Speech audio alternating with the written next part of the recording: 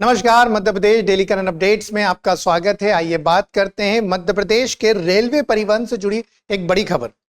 मध्य प्रदेश में इंदौर खंडवा जो narrow line थी रेलवे की, उसे चेंज कर ब्रॉड गेज में बदल दिया जा रहा है। और इसी संदर्भ में यह खबर है कि यहां पर जितने भी टनल्स बनने वाले हैं, अब उनका काम शुरू हो चुका है। लगभग 20 किलोमीटर में 16 टनल बनेंगे, जिसमें इंदौर को सीधे कनेक्ट किया जाएगा खंडवा से। अब ये इंदौर के लिए एक बहुत बड़ी खबर है। इंदौर को रेलवे का डेड जोन कहा जाता है।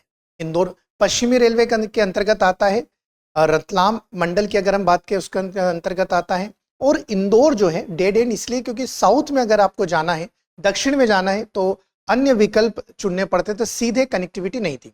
मगर अब इंदौर को उत्तर, पूर्व, दक्षिण, पश्चिम सभी जगह से जोड़ने के लिए 4 मेगा प्रोजेक्ट से जोड़ा जा रहा है। उन चारों मेगा प्रोजेक्ट की बात करेंगे जो इंदौर में रेलवे कनेक्टिविटी को और मजबूत करेंगे।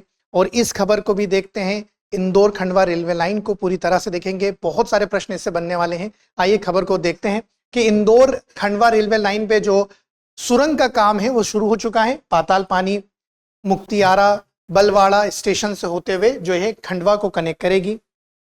बात करें Indore Khandwa broad gauge line का प्रोजेक्ट जो है, इसकी शुरुआत जो है, प्रोजेक्ट की शुरुआत 2008 में की गई थी। इसीलिए जो है जो पुरानी हमारी नैरो गेज थी उसे 2012 में बंद कर दिया गया था।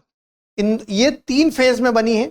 Indore Mhow 21 kilometre, Mhow to Sanawad 99 kilometre और सनावद टू खंडवा 46 किलोमीटर। मतलब प्रोजेक्ट की कुल लंबाई होगी 166 किलोमीटर।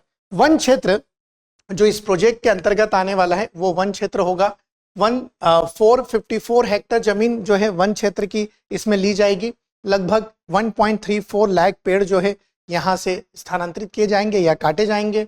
सुरंग की बात करें तो 20 किलोमीटर में 16 सुरंग जो है बनाई जाएगी, जिसकी मंजूरी अब मिल चुकी है वन विभाग से। और इसी में हमारी ये न्यूज है।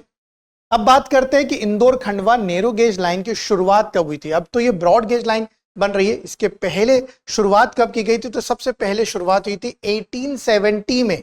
1870 में ब्रिटिश काल में होलकर स्टेट रेलवे के नाम से शुरुआत की गई थी। और पहली ट्रेन चली थी 1899 में। 118 किलोमीटर का ये ट्रैक हुआ करता था और इसे हिल रेलवे कहते थे। हिल्स रेलवे इसलिए कहा जाता था क्योंकि पहाड़ों से होते हुए, सतपुड़ा के सुंदर पहाड़ों से ये होते हुए खंडवा तक पहुंचती थी। 2012 में इस लाइन को बंद कर दिया गया था। क्यों? क्योंकि नैरो गेज को चेंज करके ब्रॉड गेज पर आना था। अब हम बात करते हैं ये गेज क्या है।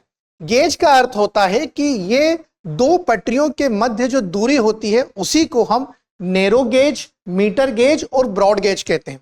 जब हम नैरो गेज की बात करते हैं, अगर इसके मिलीमीटर में लेंथ देखी जाए, ब्रॉडनेस देखी जाए, तो वो 762 मिलीमीटर है।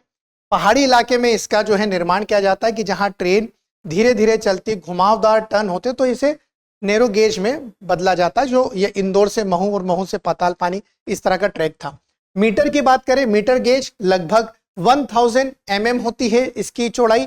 मैदानी इलाकों में इसका उपयोग किया जाता है। वहीं हम बात करें तीसरे, जिसे हम ब्रॉड गेज कहते हैं, इसे अब भारत में रेलवे स्टैंडर्ड गेज के नाम से भी जानता है, जिसकी पटरियों के मध्य जो चौड़ाई होती है वो 1676 mm होती है। तो ये याद रखेंगे, नैरो गेज पहाड़ी इलाकों के लिए बनाई गई थी, जैसे कालका, शिमला, वैसे ही मीटर गेज मैदानी इलाकों के लिए। और अब भारत में स्टैंडर्ड गेज चलती है, जिसमें जैसे वंदे भारत की हम बात करें, शताब्दी एक्सप्रेस की बात करें, तो ये सब अब स्टैंडर्ड गेज में चलती है, दैट मीन्स ब्रॉड गेज। अब अगर हम इसी रेलवे की और जानकारी निकालें तो पाताल पानी, कालाकुंड अगर हम बात करें तो कालाकुंड और पाताल पानी के बीच में हेरिटेज सेक्शन बनाया गया है। और इसीलिए पर्यटन की दृष्टि से ये बहुत ही इंपॉर्टेंट है। और यहाँ हेरिटेज ट्रेन भी चलाई जाती है।